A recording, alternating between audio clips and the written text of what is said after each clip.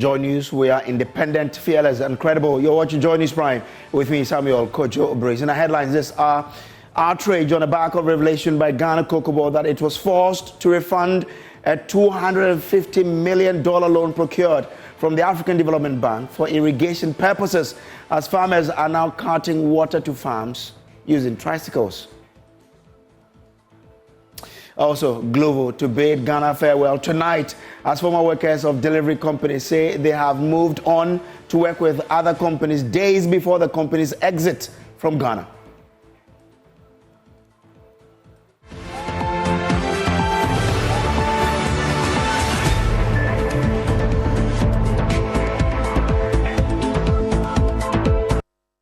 In this forest have been destroyed.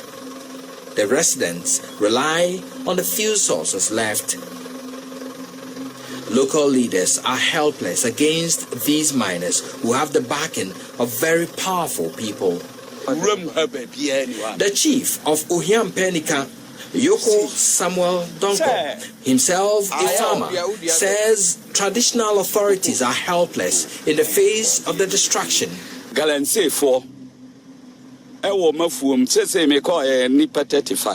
Illegal miners have taken over my farm.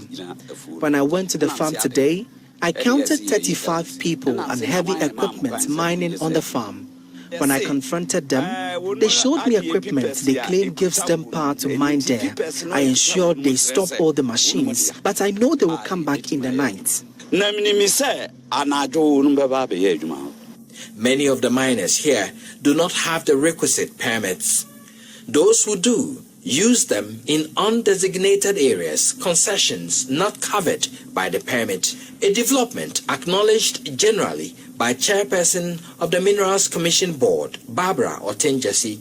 They have the license to mine, but are they mining where they have been licensed to mine? Very often they undertake haphazard operations because they don't know where the ore is. So they commence the activity from point A.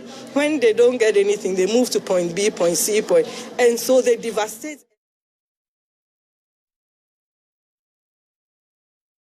So that was part of the work done by my colleague Erastus Asare-Donko, Distraction for Good.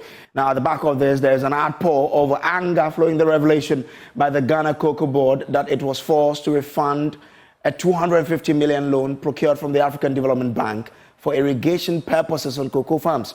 Now, according to COCOBOD, consultants recruited to undertake the project, the Ghana Irrigation Authority advised against the initiative, indicating any attempt to use water from polluted river bodies due to illegal mining activities will destroy the cocoa trees. Mr. Ofori-Atta told a graphic dialogue on the cocoa sector that until illegal mining is addressed, the sector will continue to be at risk. Ordinary, when the rains are failing, you should have been doing irrigation to mitigate the situation. But then almost all the rivers in the cocoa grain areas are polluted. COCOBOD manual went to the African Development Bank to secure some $600 million US. Eventually, you have to return $250 million USD. Part of that money was intended for irrigation. We commissioned the Ghana Irrigation Development Authority to do a pre-appraisal for us, assessment. And the report they brought was that almost all the rivers were contaminated. And you cannot use that murky, muddy water to do anything with cocoa. You cannot use it for spraying. And these days, farmers have to, transport water from the house in Aboboya to the farms, making farming even very expensive. Mm-hmm. Previously, the farmer gets to the nearest stream around the farm, and then he fetches the water to do the mass spraying and all that. But now, we dare not, because the leaves have pulses, which we call the stomata. Mm-hmm. And once you spray this muddy water onto it, the mud is going to block, this stomata. And within a short time, you find all the leaves coming down. Mm-hmm. The trees will die. You cannot also use it for irrigation, because it means that you have to be changing your filters almost every day. You have to be changing. It will be so expensive. Now, President of the Concerned Cocoa Farmers Association, Ofori-Atta, says farmers are now resorting to the use of sachet water and carting water in gallons to the farms to spray. It is very serious that they do buy this sachet water, and some also fetch water within gallons if they have some other pipes from various places and then bring it to the farm. Others also, with the cultivation of whatever, those that they are also doing, replacing with their cocoa and other things, they also have to, because with the climate change, there's no, how do you call it, rains and other things. So they have to also fetch waters and sometimes get this sachet water, just put it on their cocoa a little bit, which is also affecting them financially. So talking about water, I think it's nothing to talk about. We don't even have it at all because the rain is not coming as it is. And at the same time, the other ones that it is around that we can also fetch it or let's say depend on it has also been contaminated. So it is very serious. Drinking water has become a problem. Also, getting water to doing irrigation also within the farm has also become a very headache for us. So this is what is happening on the ground. What intervention do you think government must initiate in order to help the farmers? What government? And it's the government that can stop this galamsey. And the government is not stopping it. That is the problem. Who controls the country? And who is in charge? And what is the police doing? What is the military doing? What is our security service? What are they doing? They are doing nothing. So they don't deserve to hold such a position. They need to resign. They have to resign because pollution of water, the person needs to be arrested. Well, COCOBOD is now admitting the situation is putting a strain on the finances of cocoa farmers here in Ghana. Afifi Boafo is Deputy Director, Public Affairs for the Ghana COCOBOD. It has to cost. So, for example, asking farmers, which we are doing, to take water from home to the farm to go and spray, it adds to their costs because the tricycle or the aboboja that will carry the water from home to the farm to do the spraying, whereas in time past, we could fetch water from a nearby river body or a stream. This adds to the cost of the farmer. And then one of the things farmers have been complaining about is the cost of running their farms. So it's a major challenge. Yes, we are helping them to address the issues, but it adds to the cost. And it is a cost that the farmers ordinarily do not expect. One is the water issue, which they don't have as a result of the streams being polluted. The other side of it is also the cost of labor. Communities where illegal mining are taking place, getting farm hands to go on the farm to work for cocoa farmers is a difficult thing to these days come by. And if a farmer should find one, how much the farmers are charged is exorbitant because they charge based on how much they get from illegal mining sites. And it is difficult for the farmers to do so. So it's a difficult situation. It is not normal for farmers to go through these challenges, but this is the situation they find themselves in. And we can only engage looking forward to minimize the effect of the illegal mining on these farms. Is that why a lot more people are selling off their farms? Do you get these reasons? Of course, the farmers admit that if the cost of running the farms are higher and how much they realize at the end of the season is also not significant. It will force them in one way or the other to consider. We have more responses at the back of this story. And General Secretary of the Ghana Agricultural Workers Union, Edward Karewe, says until illegal mining is addressed, the cocoa sector will continue to struggle. Galamsey is a criminal act. It's never acceptable. So there's no way out we can allow criminality to continue to fester and grow to the extent that it destroys the entire environment. It is not only about cocoa now, because cocoa doesn't stand alone. And the discussions here shows that cocoa does best with the rest of the environment. Right. It's not like a building where you could just go and put it up there and standing there alone. It doesn't need probably some other complements. But this is the trees. It lives in the same ecosystem. If the rest of its members, family members, that is the community of the environment, goes extinct, cocoa will not also grow well. So there is a future. The solution is clear. It takes a decision to be taken to say, one, we are going to stop the galamsey. Because there's no, you can't manage it. You can't manage the galamsey. The destruction it leaves behind cannot even be reclaimed. It's not like in any other land use where if one day you don't want to continue to grow oil palm on your farm, you can cut down the oil palm trees and grow rubber, or cut down the rubber trees and grow cocoa. Once galamsey takes place on the farm, and what we know and we see, it leaves behind, you cannot go back there and use it for any other agricultural activity at all, unless you reclaim it, and we don't have that capacity now.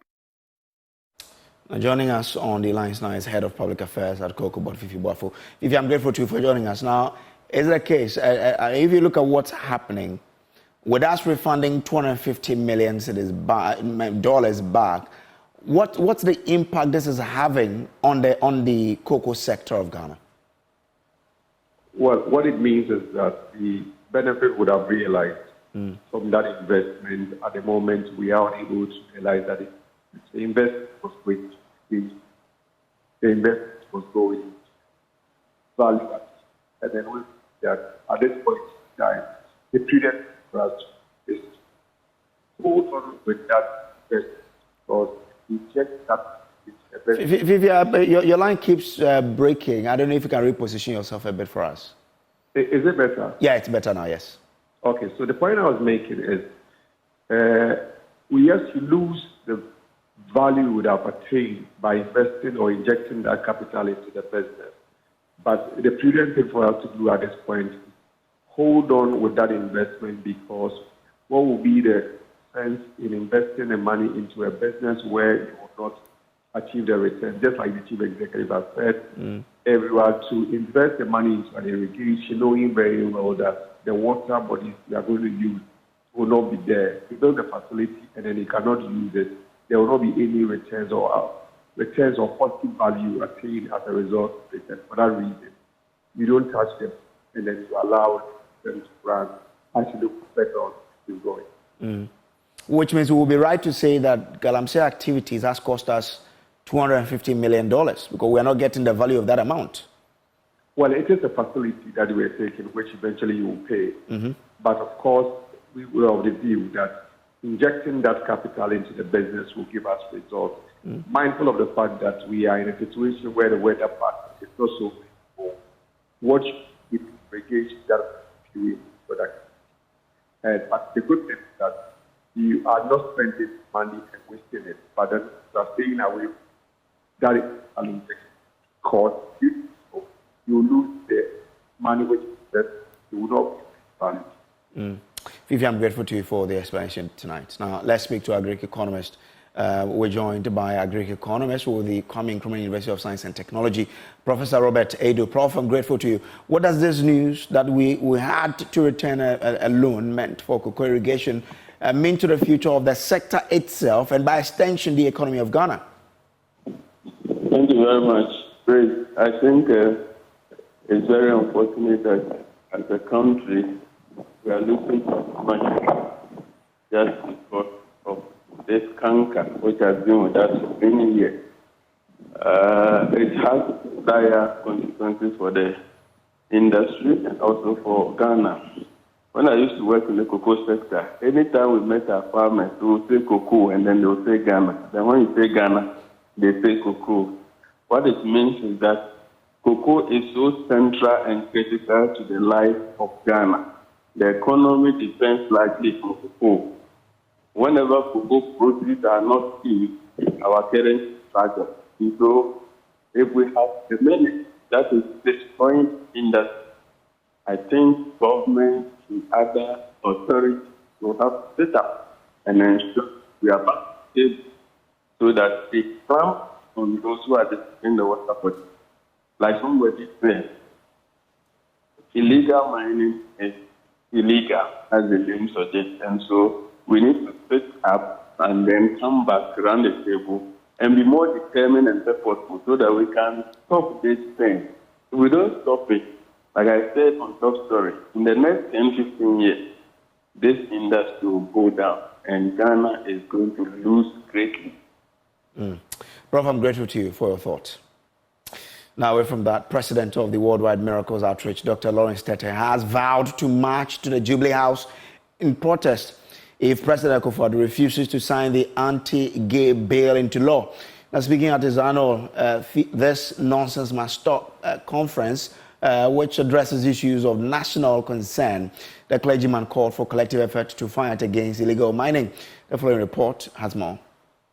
Worldwide Miracle Outreach, Dr. Lawrence Tete has called out his fellow clergymen and women over what he describes as their silence on the anti-LGBTQ bill, which was passed in February this year. Although the bill has since landed in the Supreme Court after two private individuals filed separate challenges to it, seeking to declare it illegal and prevent the president from signing it, Dr. Tete believes President Akufo-Addo should not have hesitated to assent the bill when Parliament passed it. The clergyman says he will march to the seat of government if the president fails to sign the bill, should the Supreme Court rule in favor of it. I'll march to the Jubilee House. I think it's about time we make politicians know we voted them into power. The cowardice that Christian leaders have been made to and religious leaders have been made to is a shame. And I'm embarrassed with some of our clergymen. As much as we are interested in our titles and the big titles and who we are and how long we served, I'm yet to hear certain people speak against these manners. And for me, that is a shame. And so it starts from my home too. It starts from the clergymen. It starts from the religious clerics. It starts from the home of the chief imam. It starts from the chairman of Christian Council. It starts from the apostolic leaders. It starts from apostolic fathers. It also starts from the Catholic. On the issue of Galamsey, Dr. Lawrence Tete called on Ghanaians to revive the fight against the menace, which continues to destroy arable lands in different parts of the country. In his opinion, chiefs in communities where illegal mining occurs and politicians are to blame for the illegal mining mess. In every district, we have a district police commander. We have a district chief executive. We have a district immigration officer. We have a district director for national security. We have district director for National Bureau of Investigation. We have security service. In case you don't know, in every community, national, regional, district, zonal, and unit. So that is why I asked a rhetoric question. Is there anything we need to know? Is there an unseen hand or finger that is manipulating it? And could it be possible that somebody is benefiting from it? That is why it has not been brought to book. You will agree with me that in every community in Ghana, there's a chief. You cannot get up and go to anybody's land and go and farm without the permission of the chief. And so don't tell me that when people go mining, the chiefs are not aware. That's, once again, a shame to every chief that has this under their cap, that they should stop playing the lip services. I've heard a lot of eminent chiefs complain about it, but I'm yet to see them sanction anybody. Dr. Lawrence Tete also touched on a number of issues, including corruption and the culture of insults. Now, former employees of Glovo have said they moved on to work with other delivery companies days before the company's exit from Ghana.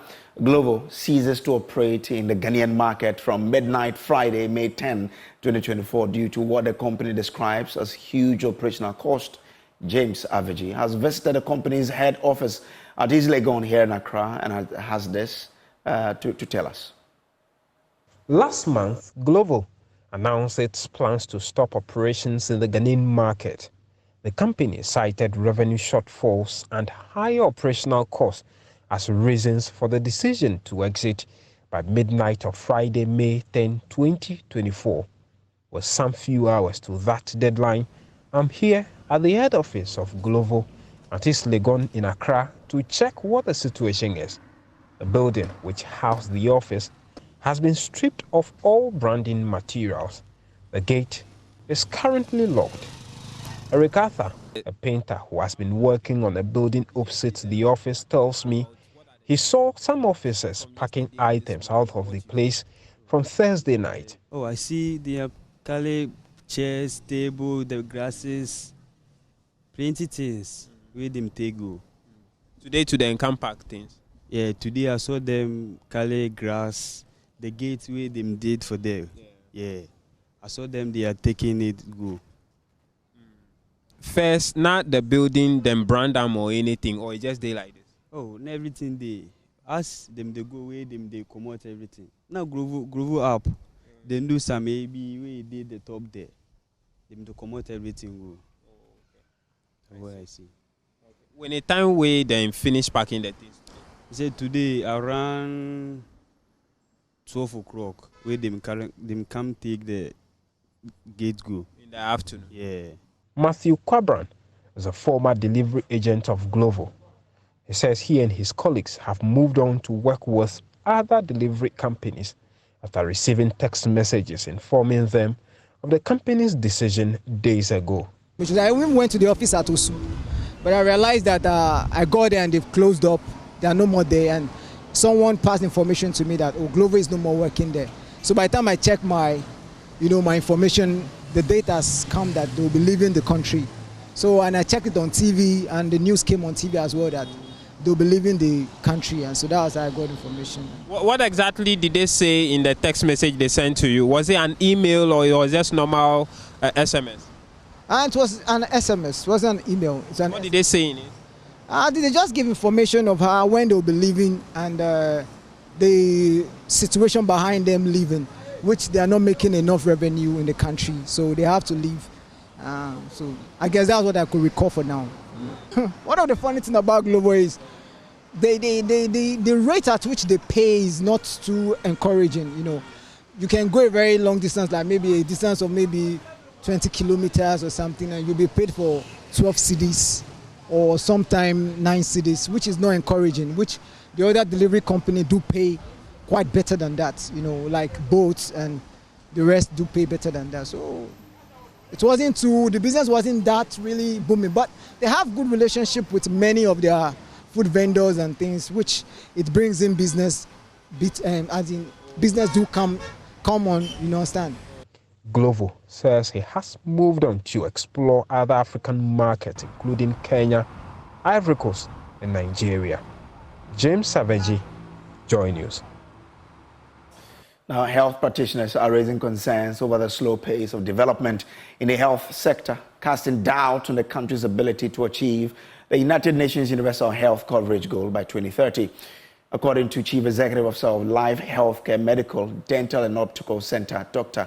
Kofi Glover, until the government starts paying attention to the health sector and creating a conducive environment for the private sector to flourish, achieving universal health coverage will remain a mirage. He spoke on the opening of the East Legon branch of the Life Healthcare Medical Center. There's more in the following report. Number 3 of the United Nations Sustainable Development Goals aims to ensure health and well-being for all, including commitment to end the epidemics of AIDS, tuberculosis, malaria, and other communicable diseases by 2030. Its purpose is also to achieve universal health coverage and provide access to safe and effective medicines and vaccines for all. Chief Executive Officer of Life Healthcare Medical Center, Dr. Kofi Glover, says this may be a mirage for Ghana if government does not take funding the health sector seriously. The difficulty in Ghana is that we don't value life. Because somebody dies, we party, then we go on. We don't audit. We don't see what is happening. So in that case, universal health coverage will be quite difficult. And we don't also invest a lot into health. trying to do this opening center was quite difficult because at the end you will not get easy capital to fund your projects. You talk to businessmen to try and help; they want a quick return. So they will know, because if you are doing healthcare, healthcare requires patient capital. It doesn't require capital that you turn around just like that. So once the country does not invest in health, and you don't have conscious government policies that helps that side to grow. So once that's is not done, universal healthcare will be a mirage. The Life Healthcare Center is a facility delivering high-level health and dental care for patients through professional healthcare service delivery for the past 16 years. CEO Dr. Glover says adding the East Legon branch to their facilities across the city forms part of their vision of becoming a leading healthcare center in Africa through innovation. It's a clinic that has been there for the past 16 years. We have branches in Chimota Mall, Junction Mall, Accra Mall, and then our latest branch is the one we are launching today at the ANC corner. We run dental, medical, and optical services, and also not just the basic GP ones, but we do specialists, the obs and gynae, pediatrics, orthopedics, and a whole lot. Yeah. In Life Healthcare, baseline, we treat you because you are a human being. It shouldn't be because you know somebody or you are this or you are that. Because I tell people, if I'm out there and I have an accident, who knows I'm Dr. Glover? Nobody. It's not printed on my forehead. It's not written on my body that I'm a doctor. The system must save me because I'm a human being. Baseline. So if healthcare is made accessible and the baseline is treating you because you are a human being, it saves everybody. Internal medicine specialist Dr. Charles Abunyiwa raised concerns about the increasing health challenges among young people. He advised a twice-a-year medical checkup for all. Problems that we have been facing these days, including kidney problems, including strokes. What we should be doing as individuals is to make sure that we are eating right. That's one primary thing. We should eat less salt. We should eat less oily food. We should eat less carbohydrates. And all these things tend to help to prevent these conditions. In addition to that, we are supposed to be as active as we possibly can. These days we tend to jump into a car and that takes us to our destination. Then from the car we go into an air-conditioned office. We are actually less active now than our parents used to be. If you want to move your car, you want to make sure that there's enough fuel, there's enough water in it, and it's in good condition. So should you do for yourself. So it's important that you see your doctor so that they establish a baseline of your health status. And then every so often, let's say every 6 months, or if you are very young and very healthy, every year at least, you go, they check your pressure. And not just the pressure, but also blood work to see whether the organs are functioning the way they are supposed to function. With the 2030 target for universal health coverage fast approaching, it is important to channel effort to the health sector if Ghana hopes to achieve this goal. Prince Kwame Godoga's report, read to you. And this is still the Joy News Prime. We'll take a quick break. We'll be back with more. Please do stay.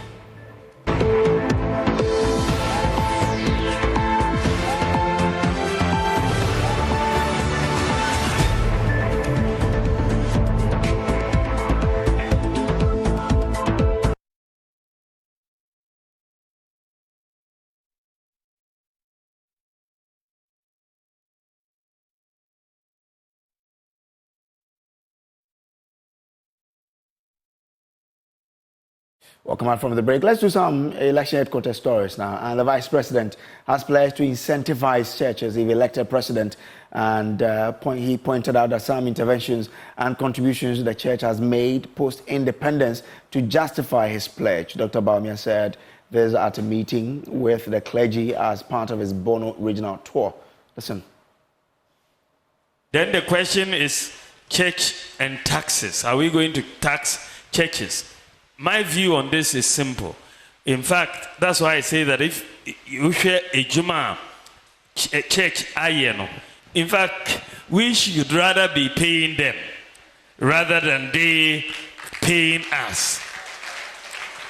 Unless you don't understand the work the church has done If you're looking at the buildings, the way they try to keep the society together, the universities, the hospitals, the schools, it's massive. It's just massive.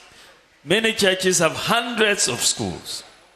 Massive. So I don't see, and I will not have a situation where we are taxing the churches. We rather want to give churches incentives to support what government is doing. I want us to be partners in the way that the development partners are with us. You are our domestic development partners, and we will give you incentives to do more.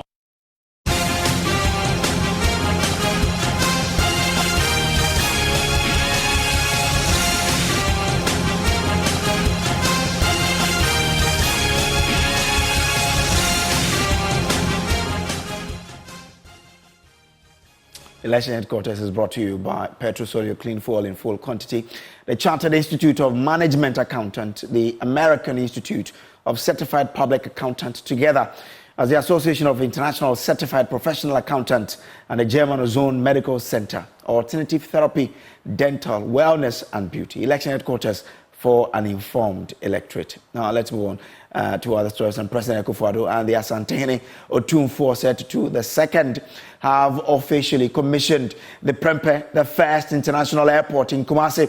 Nana Akufo-Addo says the project is to help boost the economy through the aviation industry. He is hopeful the sector will receive massive transformation while charging the Ghana Airport Company Limited to ensure efficient maintenance of the facility. Nana Boachi Yadom has more. Construction works on Phase 2 of the Kumasi International Airport began in 2018 to help ease the burden of air travelers from the northern and middle belt regions. The airport is expected to commence full operation by September this year, with an estimated 800,000 air passengers expected to use the new facility annually.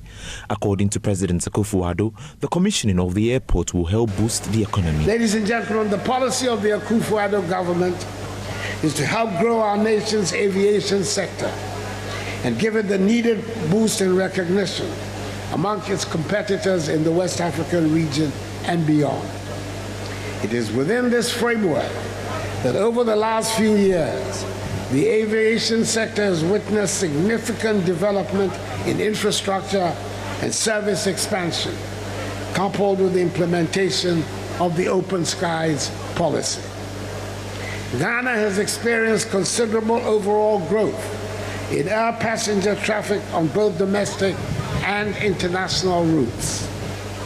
At the end of 2023, international passenger traffic comprised 2,914,661 persons, compared to the 2019 throughput of 2,328,750 persons, representing a 25% increase. Domestic passenger traffic on its part increased from 690,314 persons in 2019 to 775,662 persons at the end of 2023, representing a 12.4% increase. This data means that the aviation industry has recovered fully from the impact of the COVID-19 pandemic and is back on track for growth. The president emphasized the need for the project completion in the Ashanti region. These state-of-the-art facilities represent significant investments, marking a new era of enhanced safety in aviation operations. The radar system, being the third of its kind in the country and strategically located here in Kumasi, will ensure that we have total coverage in the continental airspace of Accra Flight Information Region.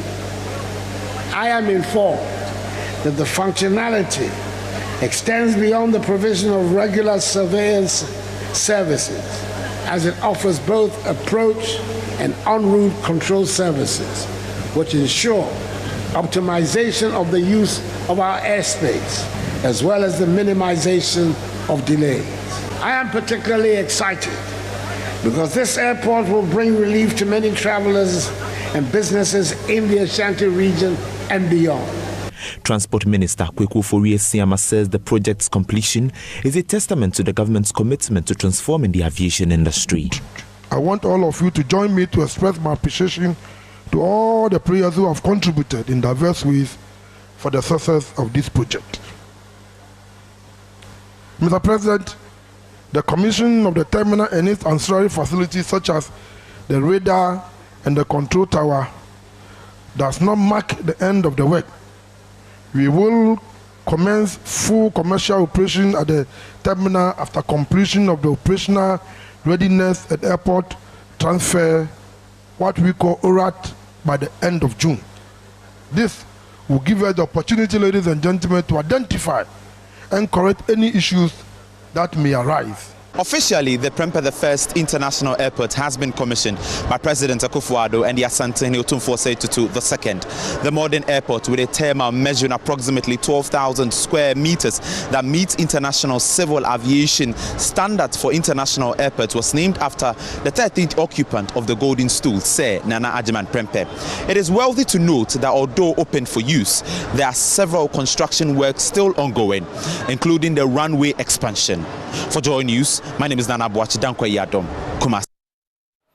Now, Medtest, a company specializing in the distribution of rapid diagnostic test kits, is sounding the alarm on fake and substandard kits that are flooding the market.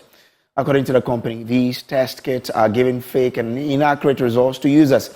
Government and Public Relations Officer of the company, Louisa Agbemava, is warning the public against patronizing such test kits, advising them to only buy from approved distributors.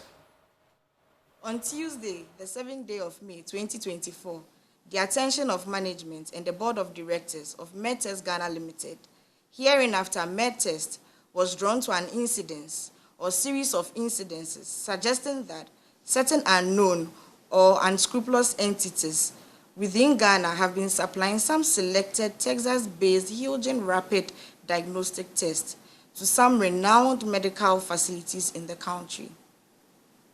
The report, which was given by some members of the sales team of the Medtest, indicated that most of the tests supplied to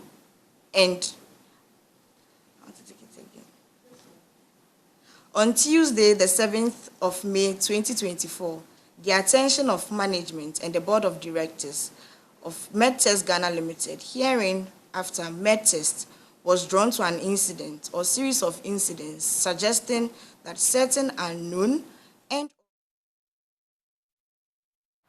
Now, Medtest is urging the Food and Drugs Authority and the Ghana Police Service to crack down on these unauthorized sellers and rid the market of fake and substandard diagnostic test kits. Medtest Ghana Limited is requesting the Ghana FDA to step in and thoroughly investigate these incidents in order to crack down on such unscrupulous entities that may still want to infiltrate the market with fake Hilgen branded test kits. Medtest Ghana Limited wants to inform the medical facilities that prefer to work with the Texas-based Hilgen branded RDTs in Ghana that they must not buy the above listed Hilgen branded tests from vendors than from Medtest and or from its authorized sellers, as they might be doing so at their own risk. Medtest Ghana Limited will continue with the Market Surveillance Department, MSD, of the Ghana FDA and the Ghana Police Service to crack down on recalcitrant and unscrupulous entities that may still want to infiltrate the market with fake branded Hilgen test kits. Well, this is still the Joy News Prime. We'll take a quick break. We'll be back with Showbiz. Do stay.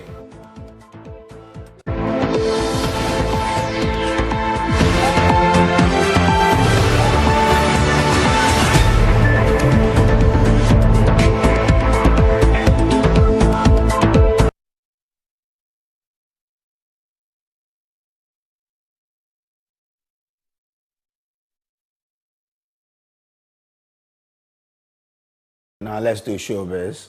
Becky Bex is here. Oh, Becky. Brace, you already know my first story. But a lot has been happening in the music industry. Sarkodie has released a song, Brag.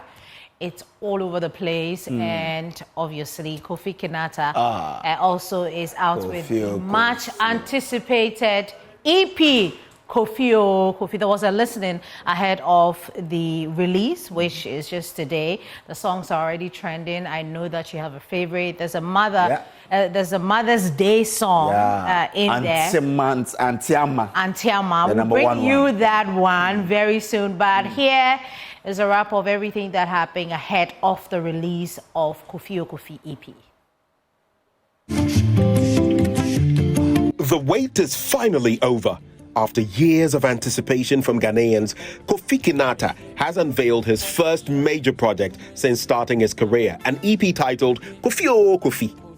The talented songwriter has been teasing fans with singles and collaborations, but this EP marks his first comprehensive body of work.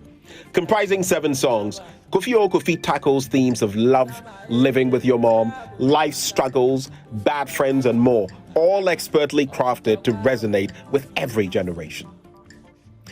At an exclusive EP listening event in Accra, industry players praised Kofi Kinata for his masterpiece. Musica President Bessa Simons, legendary high-life musician Jedu Bleambole, and Ochiame Kwame all hailed the EP, describing it as a timeless classic. The sound is very pleasurable to the ears.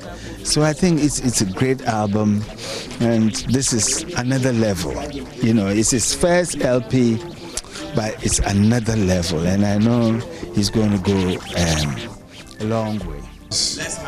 Gotten out of the younger generation into the older generation, because the music, when you hear, you see that each of them has a different character. And internationally, it has a potential. Kofi is brave.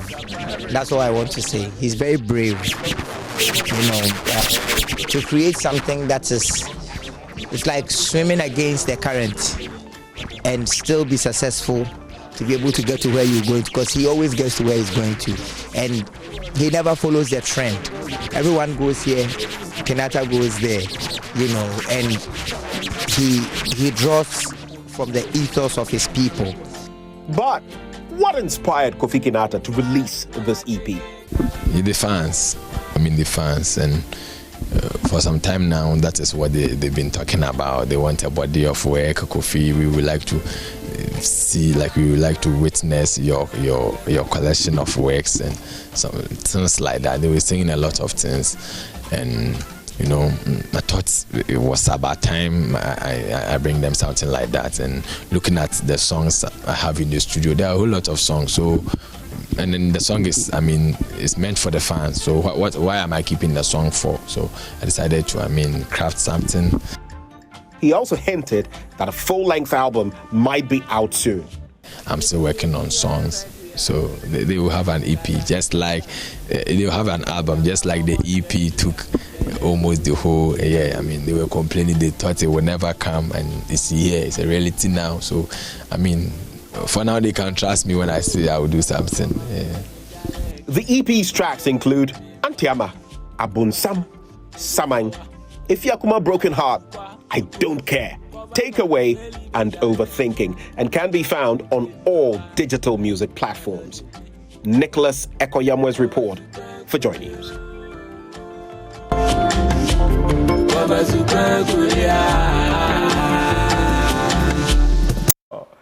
Kofi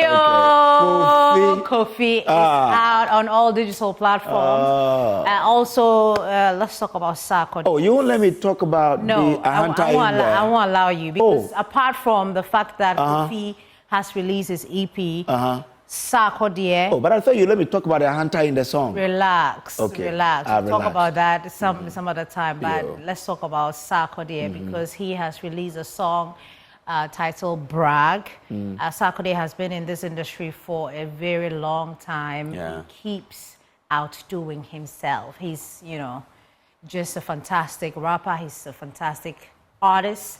And this is, I believe, according to the people who have already listened to the song, a masterpiece. I know you can't sing. I'm reminiscing those days in the senior high school when I used to rap. Oh dear. Oh no. I was I was a damn rapper. So compared to Sarkodie, you're... No, I mean, Sarkodie is on a different Obviously. level. Yeah, sure. No. Yeah. No, I wouldn't say, I won't try him. He's a good rapper. Yeah. He's a solid one. The thing with rap is that, I mean, I should learn how to rap. I love the song. Well, they call it, or we call it, because I used to be a rapper those days, we call it wordplay. Wordplay. You need to play with words. Yeah. You need to be good at it. Yeah. And because I was good at it, I was a good rapper. Yeah. So congratulations to Sarkodie on this one. Every sack addict out there, they call themselves sack addicts. Sack addicts, yeah. Out there. Your king has released a new one, so let's go ahead and stream it for him. I love how the industry is growing and going with the release of, EPs, new singles, albums, and all of that. Okay. It's very exciting. I love it. But Becky, Sunday is Mother's Day. And I wish you a fantastic one. You're a fantastic lady. Oh, I'm blushing. And to all our women out there, our wives, our mothers, our aunties, sisters, happy Mother's Day. Look, the world would have been a very dark place without you. May God bless all of you. And the women in this house, you are fantastic. We cannot mention all of the names, but they're fantastic women in this house. The multimedia group, we love you. We say that God bless you for all the things that you've been doing. We will be back, and Emma will be back to wish you, the rest of our time. Sure. Maybe we leave them with Kofi Kinata's we don't have time. Auntie Amma. Just to wish them all the best. Are you sure? Yeah, thank you so much for your time. But this is Kofi Kinata, Auntie Amma. It's for all of you, wishing you Mother's Day in advance.